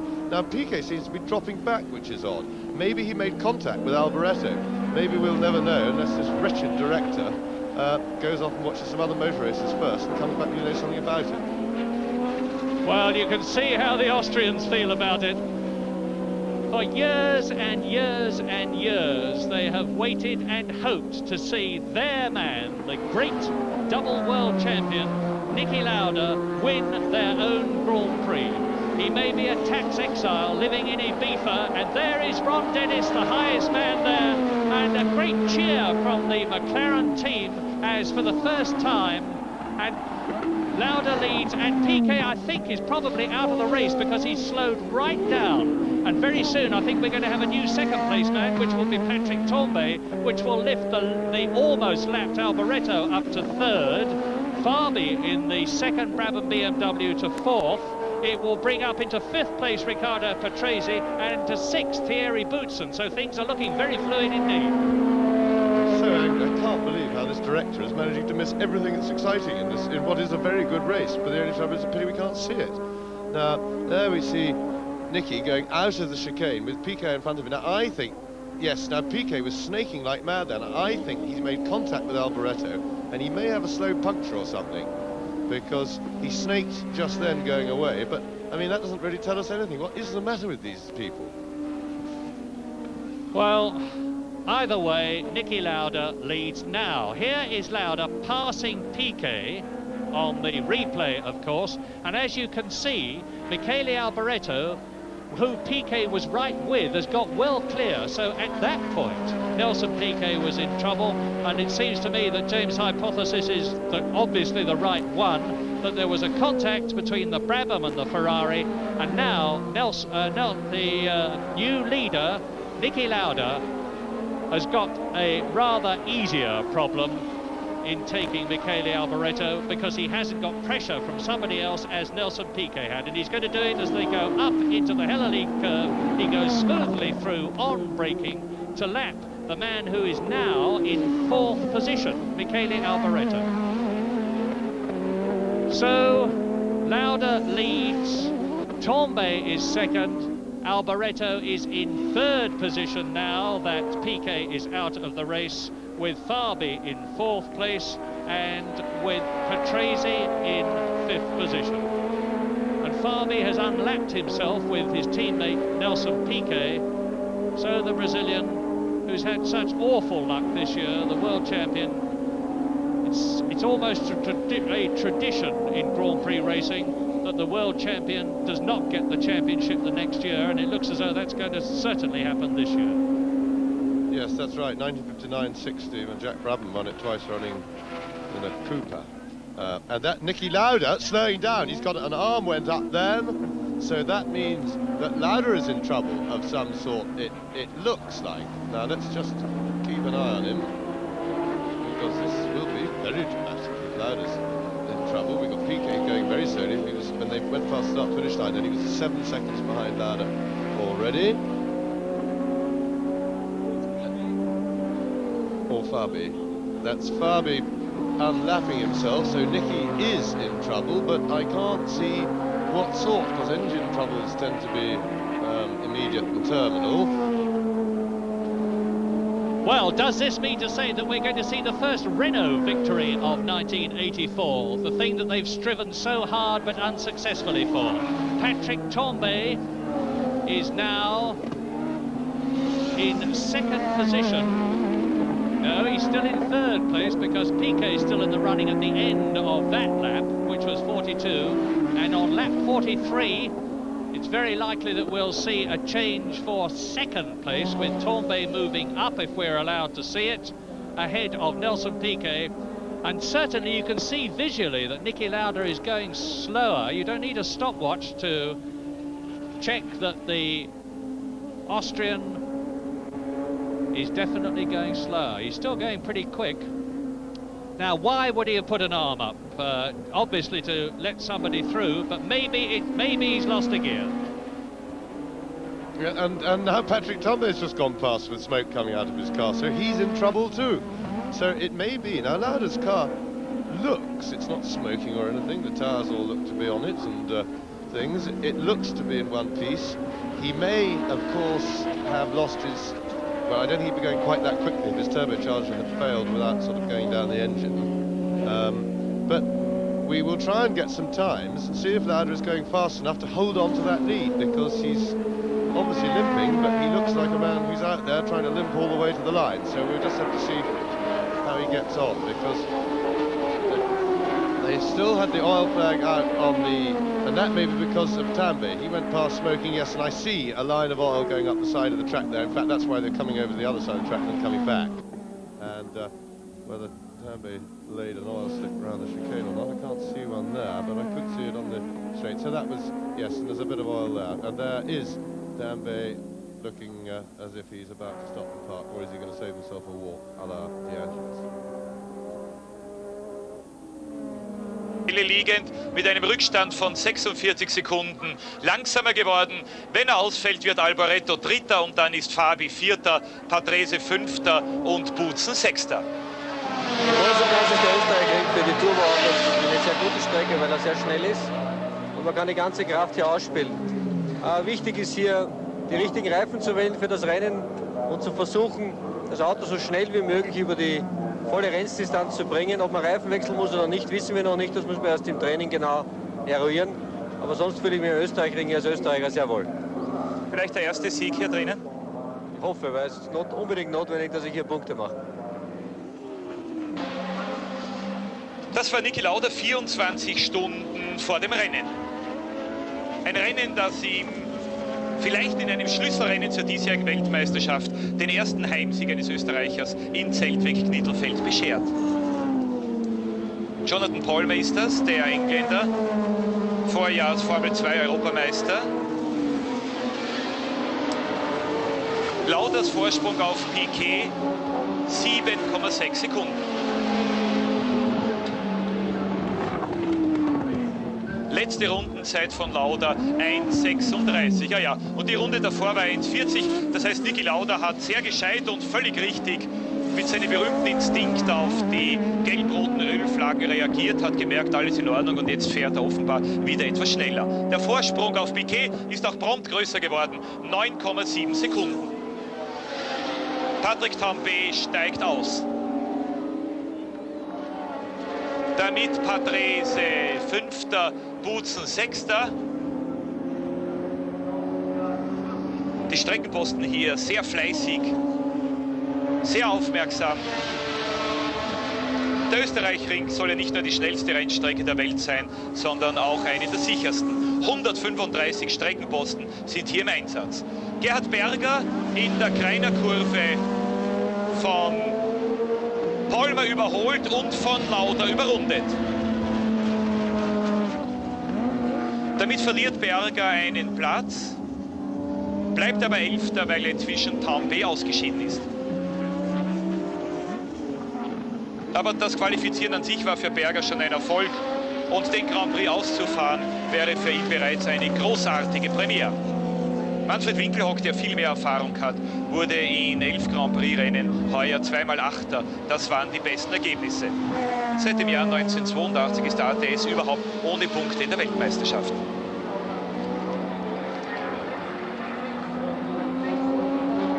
...44. Runde.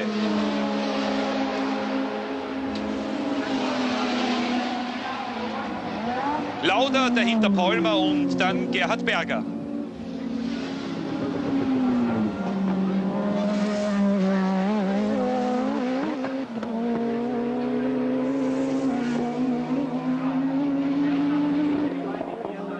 nach 44 Runden Lauda, Piquet, Alboreto, Fabi, Patrese und Butzen in den Punkterängen. Nur noch 4 in der gleichen Runde. Sehr aufmerksam ist wieder die Streckenposten. Jede Ölspur wird zugeschüttet. 135 Streckenposten sind hier im Einsatz. Davon 71 heimische, 47 vom Salzburgring, 4 aus Frankreich, 2 aus Belgien, 6 aus Spanien, dazu die Sicherheitsstaffel, die Österreich-Sicherheitsstaffel, 2 Rettungswagen, 8 Rettungsfahrzeuge, 1 Rettungshubschrauber und 14 Ärzte. Nur, dass Sie sehen, welcher Aufwand hier betrieben wird, um den Österreich-Ring so sicher wie nur möglich zu halten.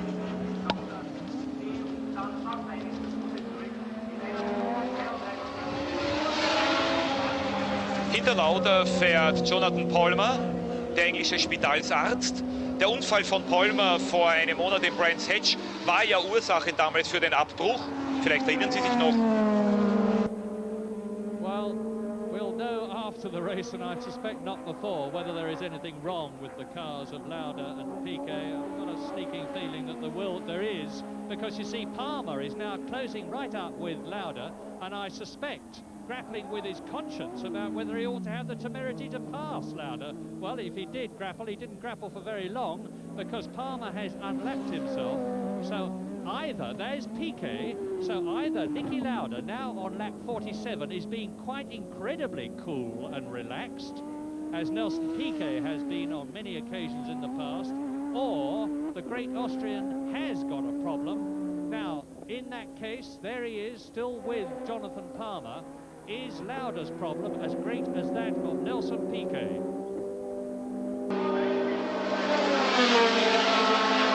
Lauda fährt hinter Jonathan Palmer her.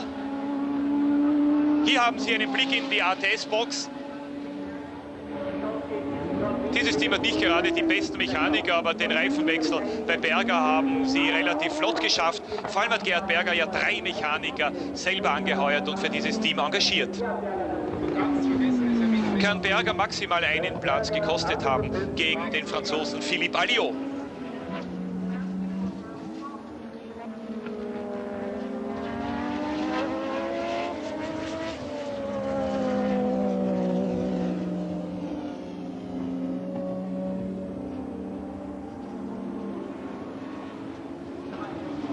Jonathan Palmer, Niki Lauda, der sich jetzt darauf verlassen muss, dass Palmer vor ihm keinen Fehler macht, bei Geschwindigkeiten immerhin bis an die 300 Kilometer pro Stunde.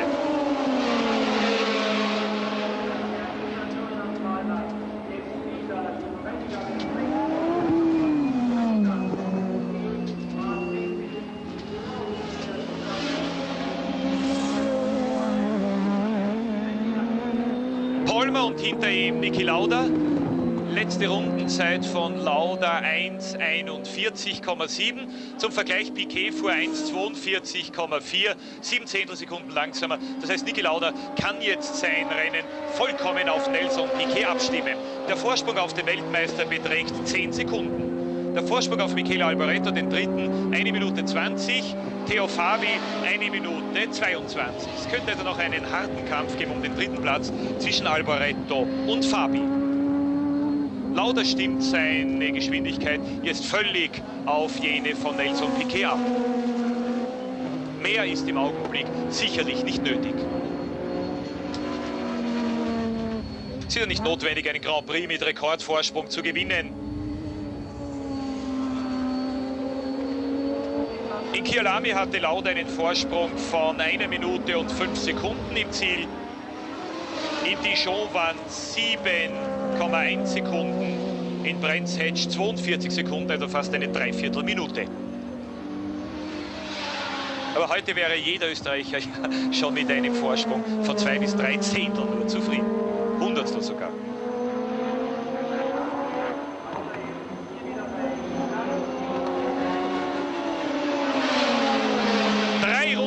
Für Niki Lauda. 18 Kilometer trennen ihn von einem der größten Siege seiner Karriere. Vor ihm der Aeros BMW von Thierry Butzen. Eros fährt heute seinen 100. Grand Prix über zweite Plätze von Riccardo Patrese in Südafrika, und in Schweden ist Eros bis jetzt nicht hinausgekommen. Boutsen hatte gestern zusätzliches Pech, eine Felge ist gebrochen, und zwar, glaube ich, links hinten in der Schikane. Darum auch der schwere Unfall von Boutsen. Der Wagen wurde an der Seite stark beschädigt, aber repariert.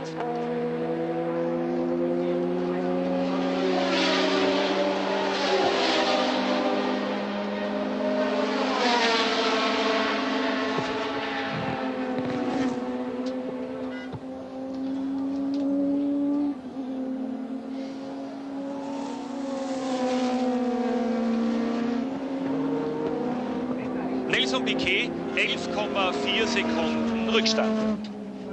Und seine letzte Runden seit 1,42. Die schnellsten Runden im Rennen fahren im Augenblick Patrese und Boutsen mit je 1,37 und plötzlich in dieser Runde Alboreto 1,35 und Fabi 1,36, ganz klar. Zwischen diesen beiden geht es ja auch um den dritten Platz im Rennen.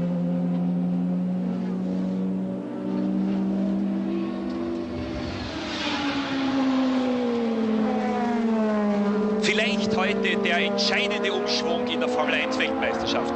Alain Prost führt seit dem ersten Rennen, seit seinem Sieg in Rio de Janeiro. Allerdings hat er dazu einen Ausfall des führenden Niki Lauda gebraucht. 2 Runden noch für Lauda. Vom 1. bis zum 12. Rennen also Alain Prost in Führung der Weltmeisterschaft. Over the World Championship leadership from his teammate Alain Prost. He's 4.5 points behind Prost at the moment, because Prost is still leading the World Championship, even though he is out of the race.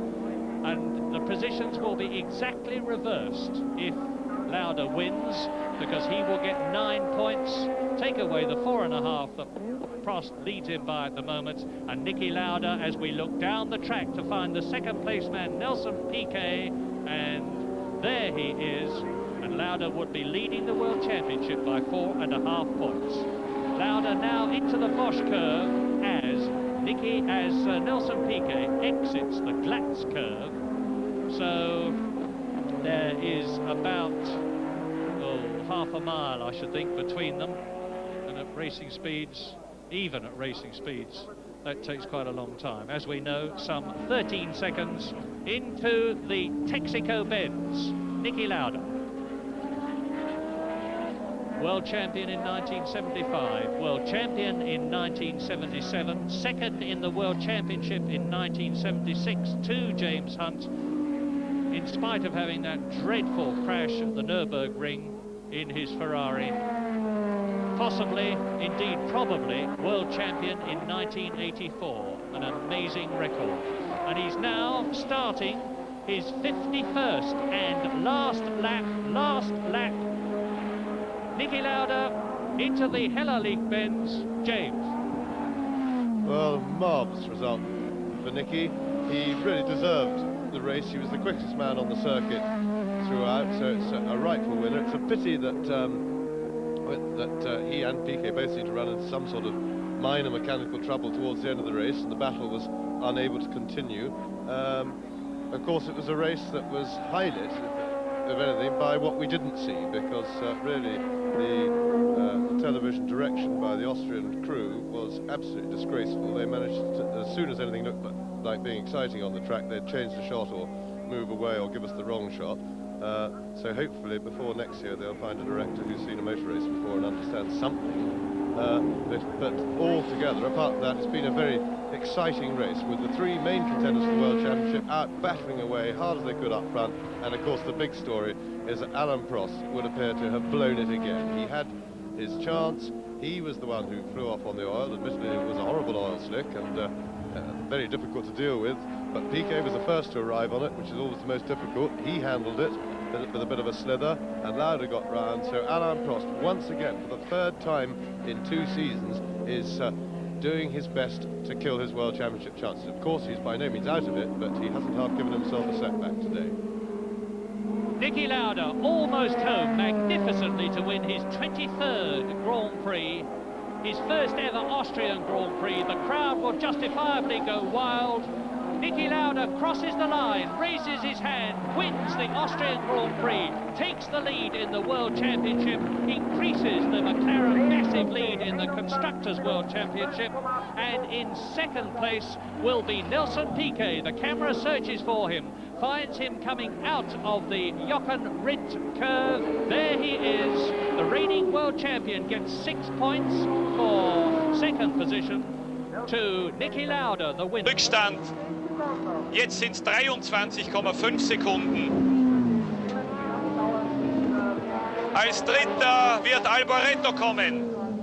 Als vierter Fabi und damit einer Runde Rückstand. Fünfter Butzen und sechster Sura. Siebenter Arnoux, achter Patrese, neunter Eno, zehnter Polmer, elfter Alliot und zwölfter Berger, der mit 3 Runden Rückstand seinen ersten Grand Prix großartig zu Ende gefahren hat. 9 Punkte für Lauda, 6 Punkte für Piquet, 4 für Alboreto, 3 für Fabi, 2 für Butzen und 1 für Sura. Für den Schweizer der erste Weltmeisterschaftspunkt in dieser Saison, für Fabi schon der zweite, 4. Platz, für Butzen das beste Formel-1-Ergebnis seiner Karriere. Und für Michele Alboreto, den Sieger des belgischen Grand Prix in Zolder, auch ein sehr schöner Erfolg und auch dieser Mann darf sich freuen. Gerhard Berger, erster Grand Prix und auf Anhieb im Ziel. Und wenn Sie zurückdenken, wie viele Grand Prix ATS durch Defekte nicht beenden konnte, dann gewinnt die Leistung des 24-jährigen Tirolers unbedingt noch an Wert. Erster Lauda, 12. Berger.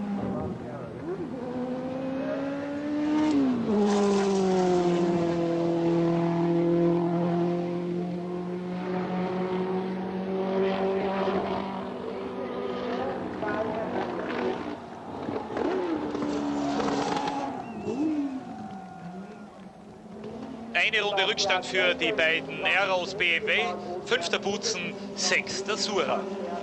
Und das ist der Held des Tages, Niki Lauda. Heimsiege in der Formel 1 sind ja so schwer zu erreichen, wenn Sie sich erinnern. Jacques X hat niemals den belgischen Grand Prix gewinnen können, Graham Hill nie den englischen, Ronnie Peterson nie den schwedischen. Es gab bei den Brasilianern einige Heimsiege durch Fittipaldi und Pace. Und noch nie haben wir den Weltmeisterschaftsstand mit so viel Freude ausgerechnet. Lauda führt mit 48 Punkten, vor Prost mit 43,5. De Angelis bleibt Dritter, Arnoux bleibt Vierter. Piquet hat auf 24 Punkte aufgeholt, halb so viele Punkte wie Niki Lauda. In der Sprache der Tennisspieler müsste man fast sagen, Spiel, Satz und Sieg für Niki Lauda. Sieg in Zeltweg, Führung in der Weltmeisterschaft.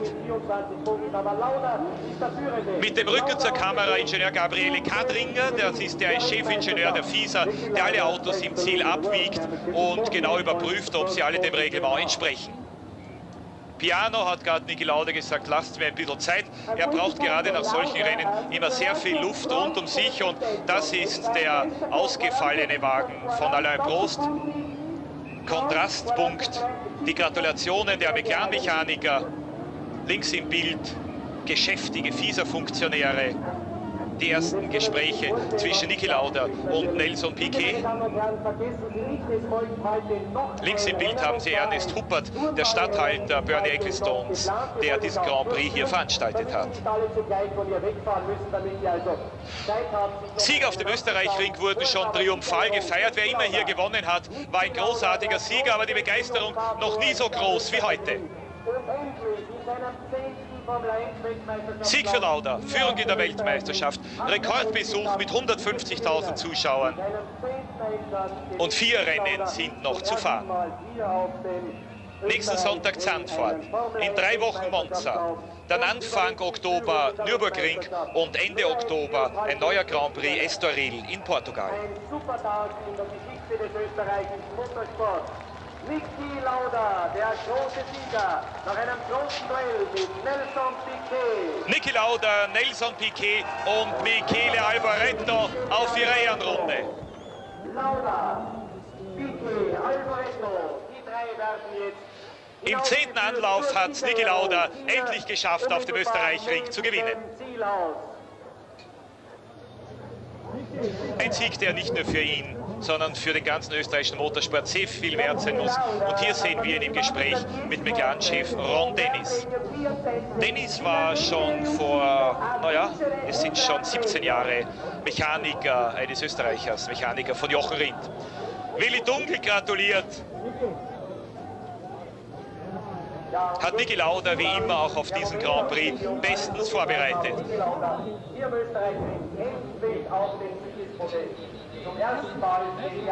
Für Niki Lauda der bereits 23. Grand Prix-Sieg seiner Karriere. Ein Sieg fehlt es nur noch auf Fangio, 2 Siege fehlen auf Jimmy Clark und 4 Siege auf Jackie Stewart. 382,5 Weltmeisterschaftspunkte bereits.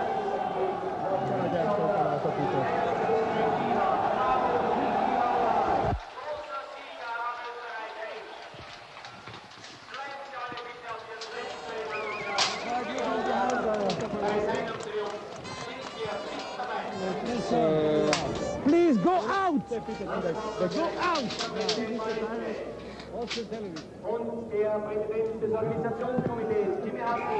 FISA-Präsident Balestre hat gratuliert.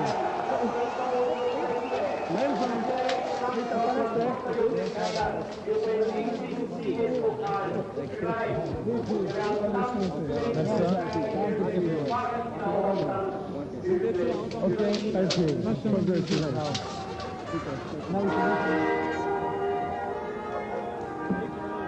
Please.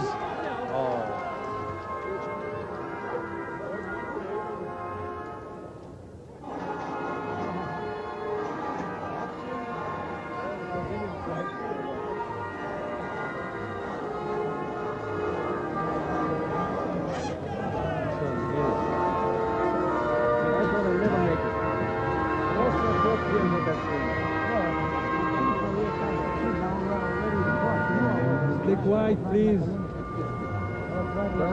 Stay quiet. It's your national anthem. I know. It's fine. Put the cap inside. Put the cap in. Put the cap in. Cap. Camera.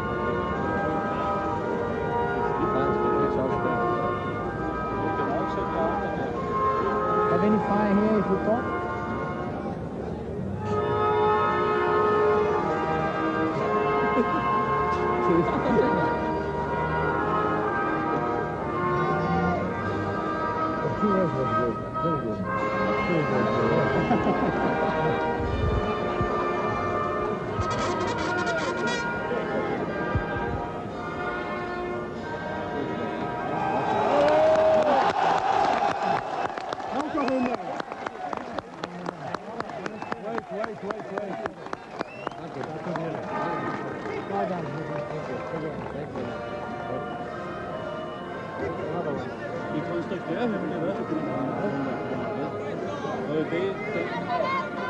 So, hier drüben hast du die Prüfer nur deine, das Deckspiel. Ist sehr cool.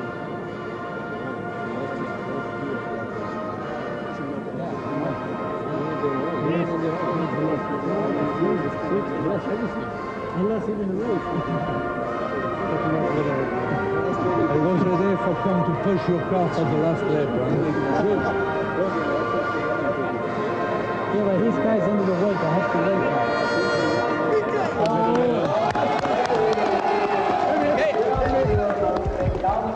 Niki, herzlichste Gratulation zu deinem, wie ich glaube, schönsten und zugleich auch wichtigsten Sieg. Wie war das, dieses taktische Superrennen aus deiner Sicht?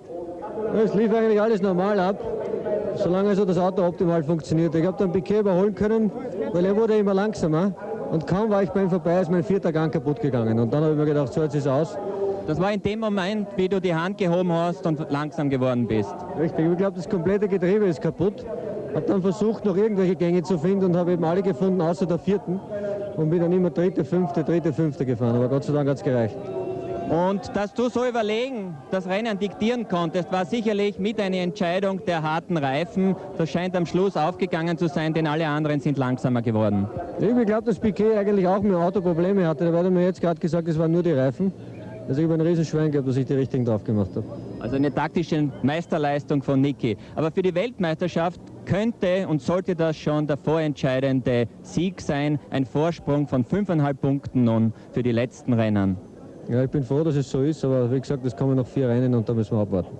Die Ölspur, auf der Alain Prost hinausgerutscht ist, hast du die rechtzeitig gesehen oder war das auch für dich eine kritische Situation? Weil Nelson Piquet ist ja fast auch hinausgerutscht. Ja, mein Glück war eben, dass Prost sich dort gedreht hat und ich habe schon den Rauch aufsteigen gesehen. Dadurch habe ich gebremst und bin überhaupt nicht aufs Öl draufgekommen.